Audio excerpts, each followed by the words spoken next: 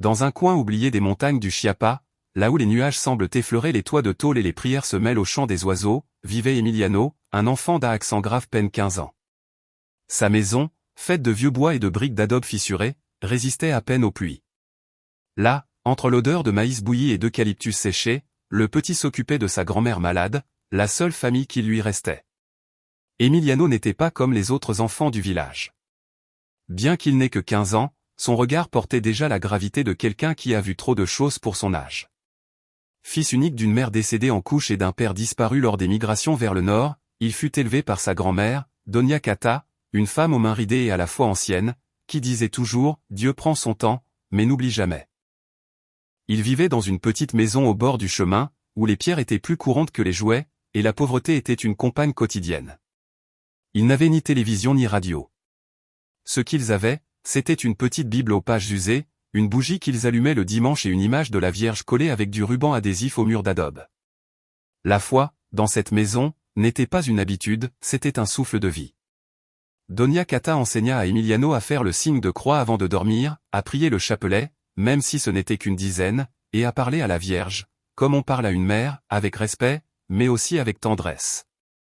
Chaque nuit, avant que le silence n'enveloppe tout, Emiliano s'asseyait au pied du lit de sa grand-mère pour lui lire à voix basse les mêmes psaumes encore et encore. Elle avait du mal à respirer, mais elle n'avait jamais de mal à lui sourire. Au village, Emiliano était connu comme l'enfant qui ne pleure pas, non pas qu'il ne ressentit rien, mais parce qu'il savait que pleurer ne donnerait pas de médicaments à sa grand-mère, ni de nourriture chaude tous les jours. C'est pourquoi il travaillait comme il pouvait, ramassant du bois, aidant à porter des sacs à la petite boutique ou gardant les chèvres des autres, toujours avec un « merci » à la bouche et un « si Dieu le veut » sur les lèvres. Les autres enfants, parfois, se moquaient de lui. Ils l'appelaient « l'enfant de cœur sans messe » parce qu'il jouait souvent seul dans la chapelle abandonnée, imaginant qu'il aidait à une vraie messe. Mais il ne s'en offusquait pas. Il disait que si la Vierge l'écoutait, peu importait ce que disaient les autres. Chaque dimanche, il marchait seul jusqu'à la colline, où se trouvait une vieille croix plantée dans la terre. Là, il laissait des fleurs sauvages, des pierres qu'il trouvait jolies, ou simplement ses pensées. Il ne le faisait pas par habitude, mais parce qu'il sentait que quelqu'un l'écoutait vraiment. Sa grand-mère, bien que malade, ne perdit jamais sa douceur. Elle lui préparait de la tôle avec le peu qu'il y avait et, quand elle n'en pouvait plus, elle lui caressait la tête et lui disait « Si un jour je ne suis plus là, promets-moi que tu continueras à parler à la petite Vierge. » Emiliano répondait toujours la même chose « Tu ne vas pas partir, grand-mère. Elle prendra soin de toi. » C'était un enfant avec une foi qui ne demandait pas de grands miracles, seulement la force de continuer un jour de plus. Il ne cherchait pas à attirer l'attention, ni à être considéré comme spécial. Il voulait seulement que sa grand-mère puisse respirer sans douleur et que la Vierge ne se sente pas seule. C'est pourquoi, quand il trouva cette figure oubliée dans la forêt, il n'hésita pas une seconde. Ce morceau de bois sale et abîmé représentait pour lui quelque chose de plus grand qu'une statue. C'était une mère qui avait été mise de côté, et il savait mieux que quiconque ce que cela signifiait de se sentir oublié. Ce retour de la forêt avec la statue de la Vierge serrée contre sa poitrine fut plus qu'un simple acte de dévotion.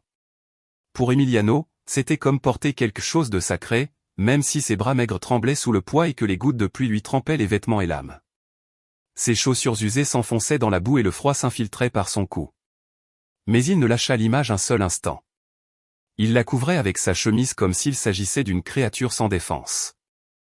Quand il arriva enfin au village, déjà tard dans l'après-midi, les premiers à le voir furent des voisins qui balayaient la rue devant la boulangerie. L'un d'eux, un homme à la moustache épaisse et à la voix rauque, éclata de rire en le voyant passer, « Et qu'est-ce qu'il porte là, une poupée en bois ?» Emiliano ne répondit pas. Il serra plus fort la figure et baissa les yeux. Sûrement il joue au sein. Gamin fou, dit une autre femme en secouant la tête avec pitié. En quelques minutes, plusieurs curieux commencèrent à le suivre du regard, certains avec des moqueries, d'autres avec des murmures. L'un des plus grands enfants du village, qui avait l'habitude de l'embêter, cria « Regarde l'enfant de cœur sans messe. Maintenant il porte sa Vierge de bois. » Les rires se mêlaient au bruit de ses pas pressés. Emiliano sentait comment les regards le transperçaient comme des flèches, mais il ne s'arrêta pas intérieurement, quelque chose de plus fort que la honte le poussait, une certitude silencieuse qu'il faisait ce qu'il fallait. En arrivant chez lui, sa grand-mère, Doña Cata, le reçut avec surprise. Elle était assise sur sa chaise en osier, enveloppée dans son châle de laine. Emiliano, trempé et les mains pleines de terre, déposa la statue sur un tabouret et chercha un chiffon propre. Sans dire un mot, il commença à nettoyer l'image avec tendresse, lui retirant la boue séchée du visage et des plis du manteau sculpté. Le bois était fissuré, et la couleur originale se devinait à peine sous les taches du temps.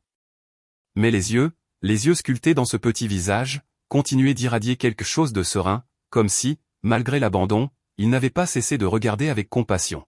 « Je l'ai trouvée sur la montagne, grand-mère », murmura Emiliano sans lever les yeux.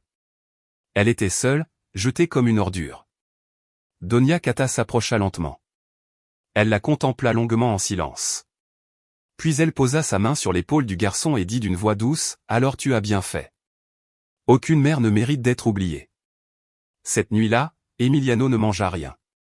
Il resta longtemps devant l'image, comme hypnotisé. Il sentit que, pour la première fois depuis longtemps, il n'était pas seul.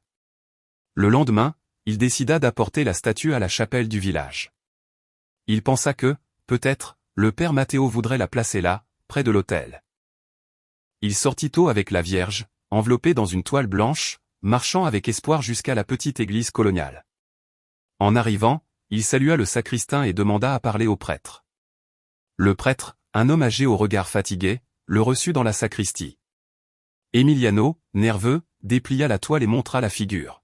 « Je l'ai trouvée dans la forêt, père. J'ai pensé qu'elle pourrait peut-être être ici avec les autres images. » Le père la regarda avec scepticisme, s'approcha, la prit entre ses mains, la fit tourner plusieurs fois et la déposa ensuite sur la table avec indifférence. « Mon fils, ce n'est que du vieux bois, ce n'est pas une image bénie. »« Mais c'est la Vierge, » insista Emiliano d'une voix tremblante. « Je comprends ton intention, » répondit le prêtre. « Mais ici, nous avons déjà une image de la Guadalupana. De plus, nous ne pouvons pas mettre n'importe quoi dans le temple. Je suis désolé. » Emiliano acquiesça en silence, reprenant la figure entre ses bras. Il quitta l'église sans rien dire de plus. Tandis qu'il rentrait, les paroles du prêtre se mêlaient au rire dont il se souvenait encore de la veille. Il se sentit petit, bête, même. Et s'ils avaient raison, et si ce n'était qu'un morceau de bois sans valeur? Mais en arrivant chez lui, quelque chose le fit s'arrêter. Sa grand-mère dormait tranquillement, respirant avec moins d'effort que d'habitude. Et sur l'étagère où il avait laissé la statue la nuit précédente, personne n'avait allumé de bougie. Il ne dit rien, se contenta de s'agenouiller devant l'image, le visage illuminé par la faible lumière. Et là, dans la pénombre de la pauvreté, il répéta à voix basse, « Tu sais que tu n'es pas une ordure. Moi non plus. » Et avec cette phrase, il scella une foi qui ne dépendait pas de ce que les autres pensaient, ni des rires, ni des permissions. Une foi qui jaillissait du plus profond de son être, comme une rivière secrète entre les pierres du chemin. Depuis ce jour où il était sorti de l'église, la statue dans les bras et l'âme blessée, Emiliano ne reparla plus du sujet à personne.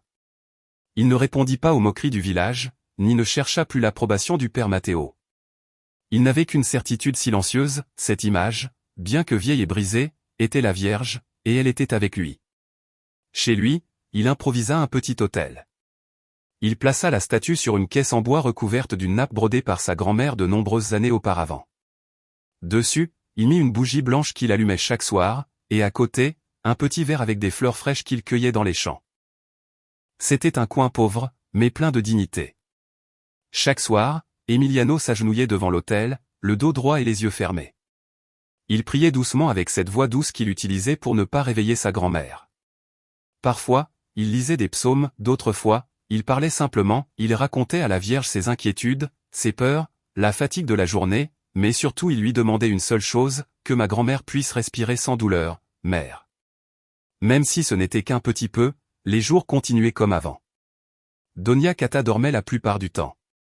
Sa respiration rauque et entrecoupée emplissait la maison d'un silence tendu. Parfois, elle se réveillait quelques secondes, essayait de sourire, mais n'avait plus la force de faire davantage. Emiliano lui préparait de la tôle avec le peu qu'il avait, mais elle parvenait à peine à avaler.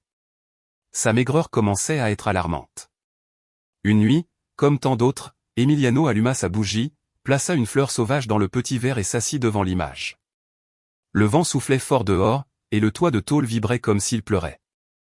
À l'intérieur de la maison, il n'y avait que la pénombre, la foi et l'espoir, tenus par un fil. Pendant qu'il priait le chapelet, quelque chose changea. Arrivant au 4e mystère, une douce lueur commença à illuminer la pièce. Ce n'était pas la bougie, c'était une lumière différente, bleuâtre, tiède, comme si elle venait d'un autre endroit. Emiliano ouvrit les yeux.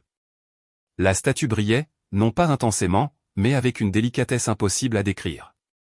Son cœur battait fort, mais il n'eut pas peur. Il ressentit un calme qui ne venait pas du corps, mais de l'âme. Il s'agenouilla avec plus de fermeté et ferma les yeux de nouveau.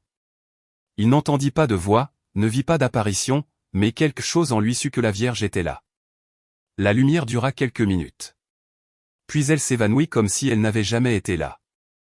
Emiliano ne dit rien, se contenta d'éteindre la bougie, embrassa les pieds de la statue et alla dormir. Le lendemain matin, le miracle se manifesta. Il était un peu plus de 6 heures lorsqu'il entendit la voix « Mon enfant, tu as un peu de café ».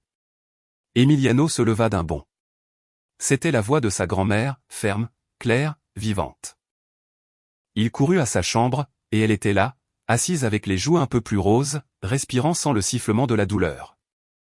Elle souriait. « J'avais faim.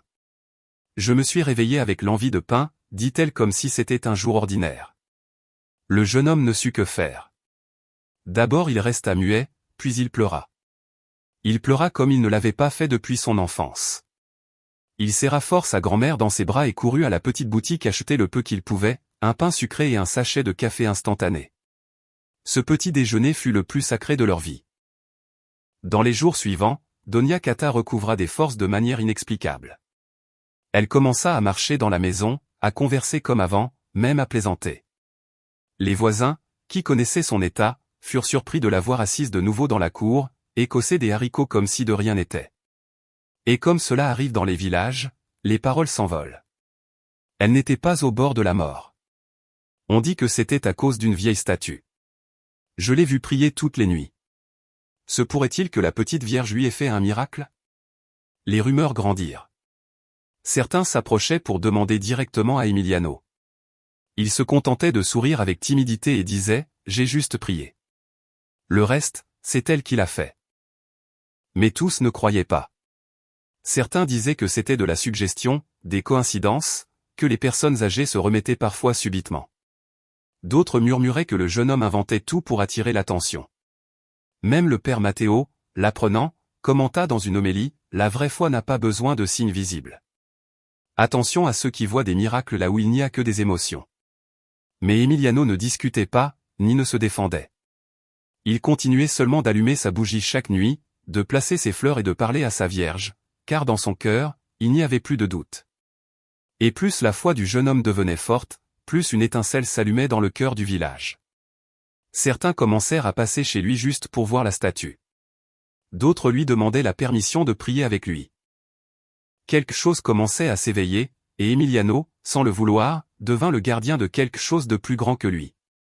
La nouvelle se répandit comme la fumée d'un comal chaud, la grand-mère d'Emiliano avait guéri, non par la médecine, mais grâce à la Vierge qu'il avait trouvée dans la forêt.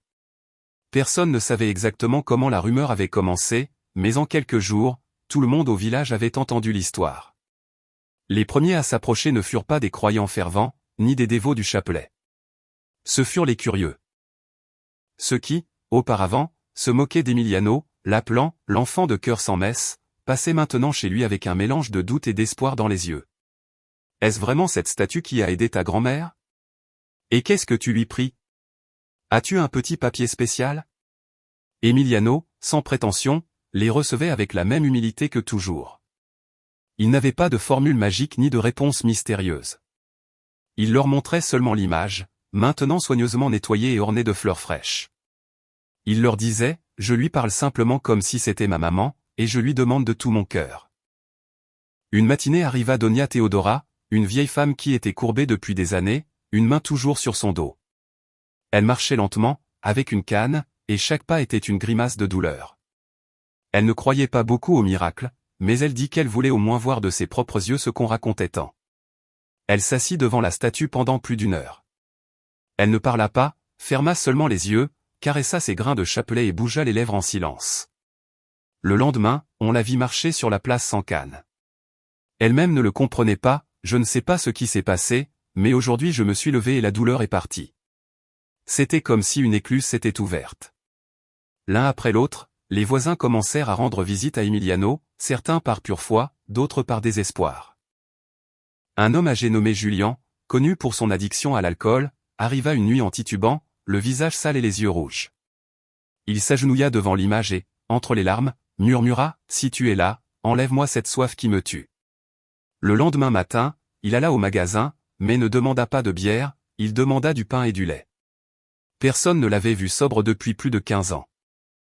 Les plus sceptiques, comme don Gérardo le boucher, qui se moquait de tout ce qui était religieux, commencèrent à allumer des bougies en secret.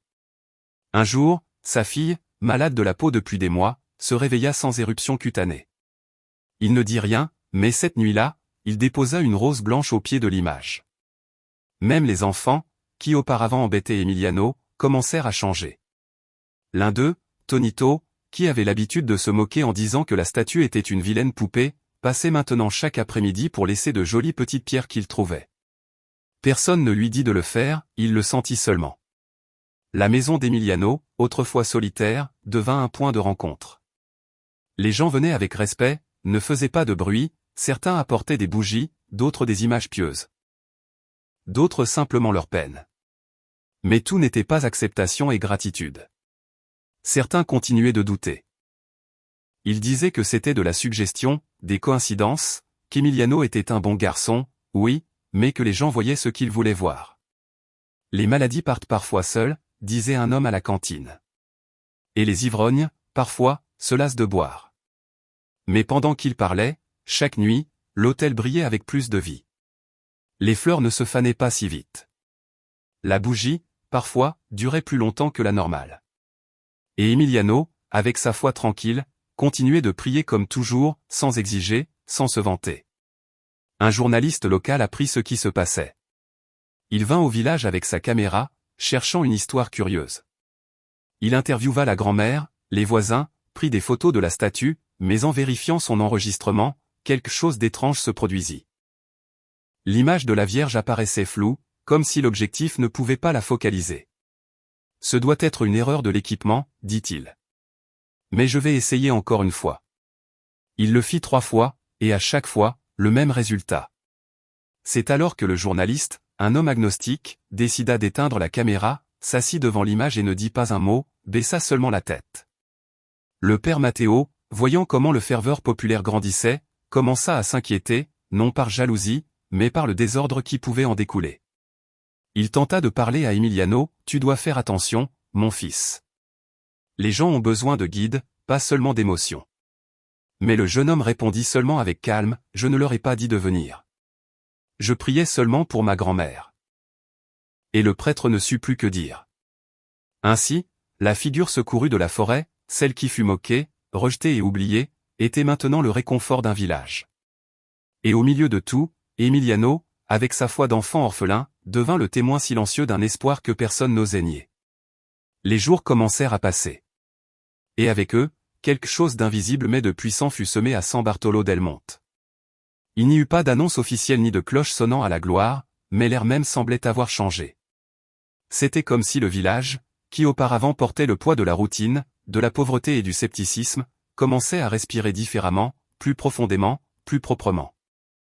La vieille chapelle, celle qu'Emiliano avait l'habitude de visiter seul et que beaucoup utilisaient comme entrepôt pour ranger des outils rouillés, commença à recevoir des visites. Au début, ce n'étaient que des gens qui passaient déposer une bougie. Puis, certains balayaient la poussière. Un jour, sans que personne ne l'organise, 4 femmes arrivèrent avec des seaux d'eau et des balais. Elles nettoyèrent les bancs, enlevèrent les toiles d'araignée, polirent l'autel couvert d'oubli. Quelqu'un accrocha une nouvelle croix, un autre apporta des fleurs des champs, et petit à petit, ce qui était une ruine redevint un temple. Les enfants, auparavant inattentifs et bruyants, commencèrent à former de petits groupes de prière.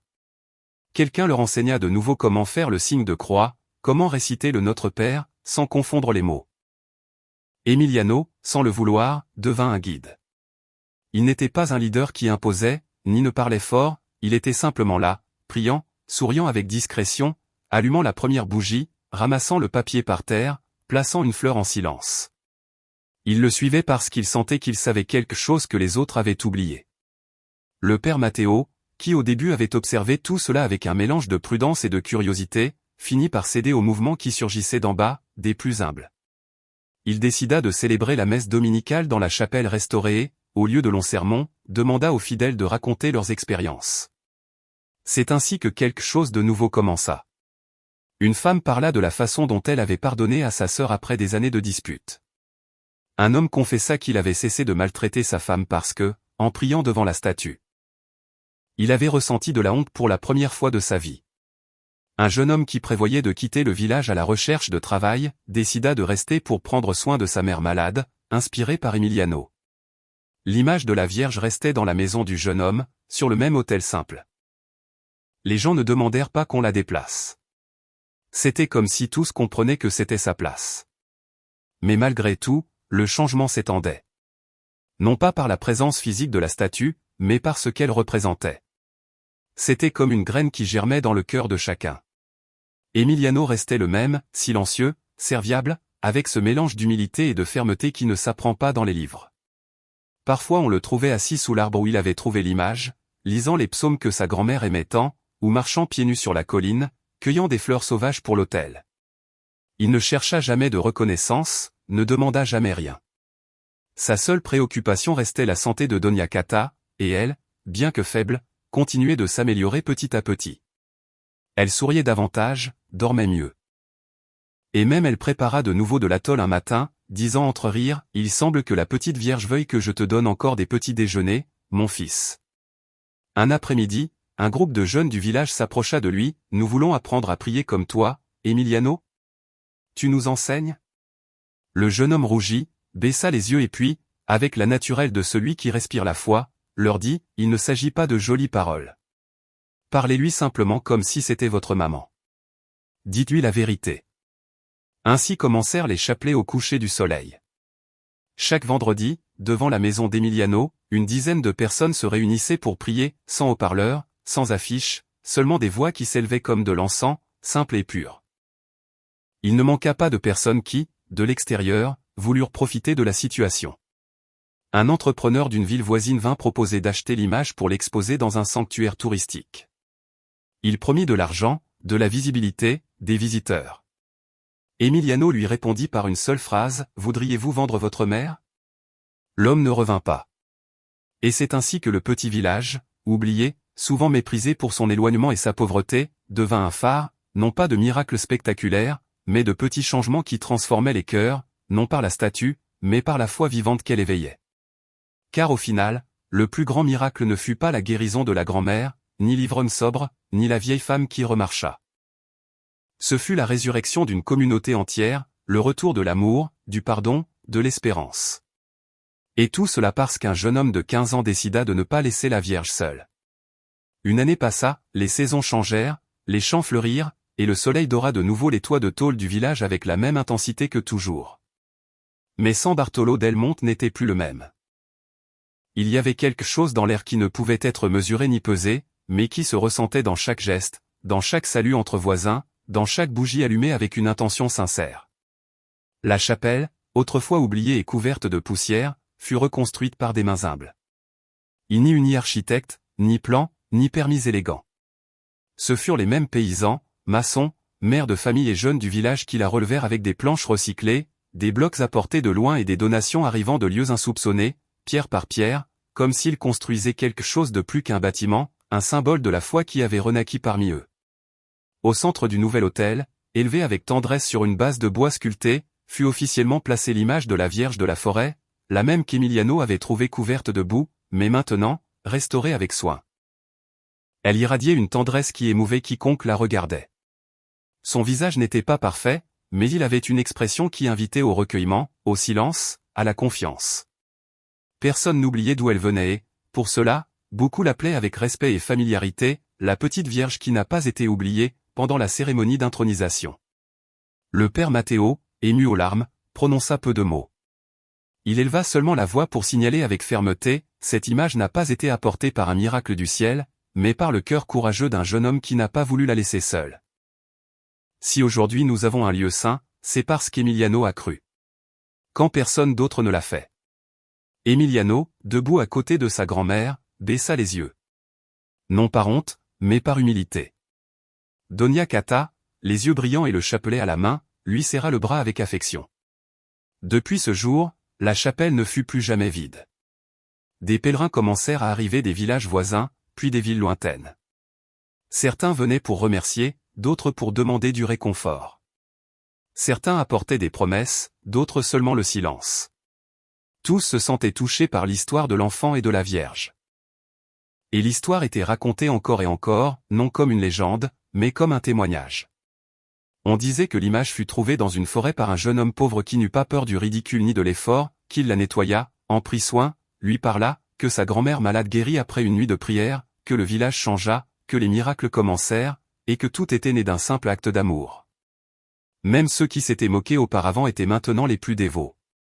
Madame Ramona, qui avait l'habitude de l'appeler « le petit fou des saints », devint la responsable de maintenir les bougies allumées. Don Théophilo, qui avait un jour crié que ce n'était qu'un vieux morceau de bois, venait chaque jour avec sa canne balayer l'entrée et saluer chaque visiteur avec respect. Les jeunes qui riaient auparavant, guidaient maintenant les chants lors des veillées. Et au milieu de tout, Emiliano restait le même. Il n'acceptait ni cadeau, ni interview, ni photo. Il continuait à vivre dans la même humble maison avec sa grand-mère. Chaque après-midi, après avoir aidé à distribuer des provisions aux plus démunis, il s'asseyait en silence devant l'image et lui parlait, comme toujours, comme à une mère proche. Dona Cata, maintenant en pleine santé, marchait sans canne.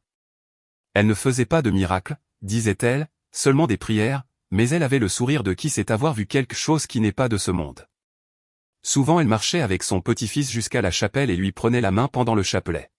« Vois-tu, mon enfant ?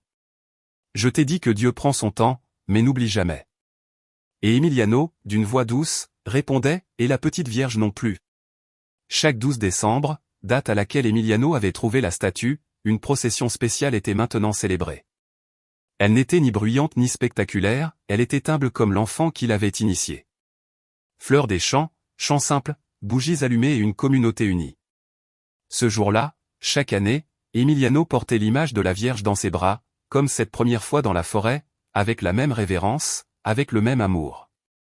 Et chaque fois que les gens demandaient pourquoi il le faisait, il disait seulement « parce qu'elle aussi m'a porté ». Quand j'étais le plus seul. La nuit était tombée doucement sur San Bartolo del Monte. La nouvelle chapelle, bien que simple, brillait de loin comme un phare d'espoir parmi les collines sombres. Non pas par son luxe, mais par la lumière chaude des bougies qui brûlaient sans cesse autour de l'autel. À l'intérieur régnait le silence, on n'entendait que le léger craquement du bois et le murmure timide d'une prière chuchotée. Au milieu de tout, agenouillé devant l'image de la Vierge, se tenait Emiliano. Ses genoux touchaient le sol froid, mais son visage était illuminé par une flamme intérieure. Il tenait entre ses mains un chapelet usé, le même que sa grand-mère avait utilisé pendant des années. À ses pieds, des fleurs des champs reposaient à côté d'une petite feuille de papier pliée. Une autre lettre, peut-être. Personne ne l'obligeait à être là. Il ne cherchait pas de reconnaissance, il voulait seulement être avec elle. Comme au premier jour, l'image de la Vierge, maintenant propre et restaurée, semblait le regarder avec une douceur infinie. Ce n'était pas seulement une statue, c'était une présence, un réconfort, une mère. Et ainsi, tandis que la lueur des bougies dessinait des ombres douces sur les murs, une question restait en suspens dans l'air, une question qui n'avait pas besoin de réponse immédiate, mais que, peut-être, tu devrais toi aussi te poser, et si les miracles n'avaient pas besoin de témoins adultes, mais de cœurs comme celui d'Emiliano? Et si tout ce qu'il fallait, c'était quelqu'un qui ne se moque pas, mais qui croit? Car au final, ce ne fut pas un prêtre, ni un expert, ni un puissant qui apporta le changement. Ce fut un jeune homme pauvre, aux chaussures déchirées, mais à la fois intact. Et toi aussi, te moquerais-tu, ou porterais-tu la Vierge avec toi?